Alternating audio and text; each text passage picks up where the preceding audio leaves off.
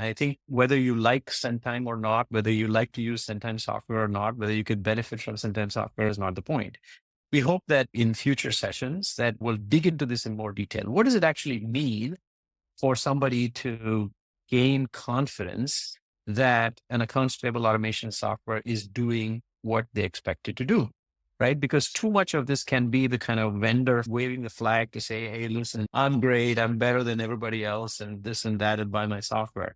But I think what we want to do is just really spend the time to be more insightful, going deep to your point on specific processes to understand what exactly happens and how can technology succeed and where does technology fail, right? It feels to me, Kartik, that we could have gone on for another sort of 2 or 3 hours.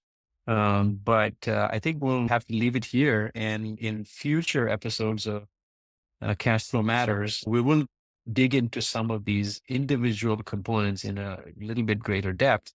And we certainly hope that you're able to join us in some of those sessions. I would love to. And thanks for having me on this inaugural podcast, as I said, and wonderful seeing you again.